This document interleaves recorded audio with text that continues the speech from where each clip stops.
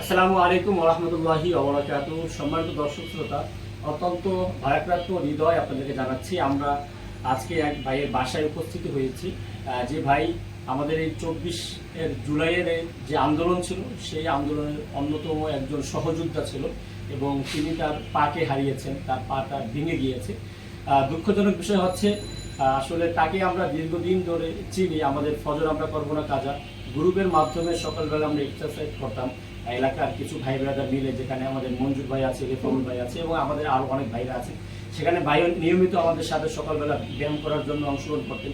কিন্তু ভাই যে আন্দোলনে গিয়েছেন এবং আন্দোলনে গিয়ে তিনি যে তার পাকে হারিয়েছেন, অর্থাৎ পা ভেঙে গিয়েছে, এটা আমরা আজকে জেনেছি। আমরা জেনেই ভাইয়ের কাছে ছুটে এসেছি এবং ভাইয়ের সাথে আজকে কথা বলবো যে ভাই কিভাবে আসলে তার পাটা ভেঙে গিয়েছে সেটা বলবেন এবং পাশাপাশি ভাইয়ের পরিচয় আপনাকে দেবেন। ভাই কেমন আছেন? আচ্ছা, আপনার পা দেখতে পাচ্ছি বেন্ডিজ করা, অর্থাৎ এটা কিভাবে কি হয়েছিল এবং কখন হয়েছিল? এটা হচ্ছে 5 তারিখ সকালে আপনার শহীদ মিনারে পুলিশ হামলা করছিল। ওখানে আমরা মোটামুটি 200 জনের মতো ছিলাম, সবাই আহত হয়েছে। ওখানে যারা ছিল সবাই আহত হয়েছে। আচ্ছা, আপনিও সেভাবে আহত হয়েছেন? আমাদের পুলিশ ওই যে বন্দুকের বাদ দিয়া বাড়ি মারছিল, ওই পায়ের গোড়ায় এটা ভেঙেছে। পায়ের গোড়ায় ভেঙে গেছে। আপনি কি 5 তারিখের আগেও মানে আন্দোলনে ছিলেন? জি, ওই যে আপনার কারফিউর পরে যে আন্দোলন হয়েছে এরপরে প্রতিদিন গেছি। আচ্ছা আচ্ছা।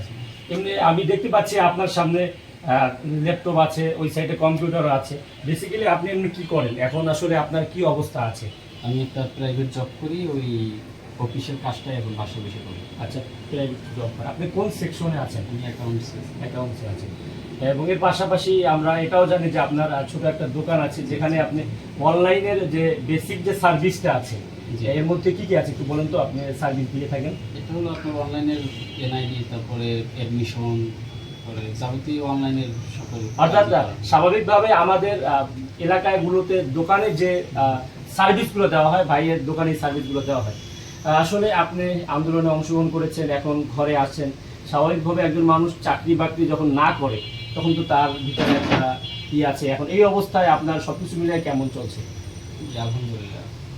এবং আপনি যেহেতু এই আন্দোলনে অন্যতম একজন সহযোদ্ধা ছিলেন এবং আপনার পা মানুষের মানে হাতের যে মানুষের যে অঙ্গ প্রত্যঙ্গ আছে, এর মধ্যে অন্যতম একটা অঙ্গ প্রত্যঙ্গ হলো পা।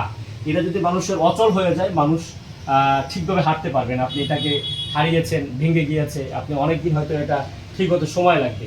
মানে এখন আমরা জানি যে রাষ্ট্রের পক্ষ থেকে যারা এই আন্দোলনের সাথে জড়িত ছিল, যারা যে কোনো উপায় ক্ষতিগ্রস্ত হয়েছে, অনেক ভাইরা শহীদ হয়েছেন, অনেক ভাইরা আহত হয়েছেন।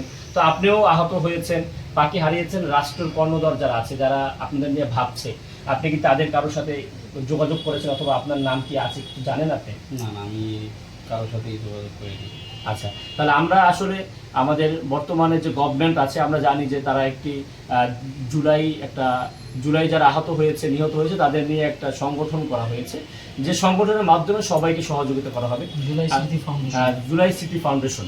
তো আমরা আশা করি এখানে যে আমাদের সমন্বয়ক যে ভাইরা আছেন, কেন্দ্রীয় সমন্বয়ক, আমরা ভাইয়ের এই ভিডিওটা তাদেরকে দেখাবো এবং ভাইয়ের জন্য আমরা ইনশাআল্লাহ সামনে তাদের ভাইয়ের যে সুবিধা অসুবিধা আছে সেই সকল সুবিধা অসুবিধার পাশে দাঁড়াবো।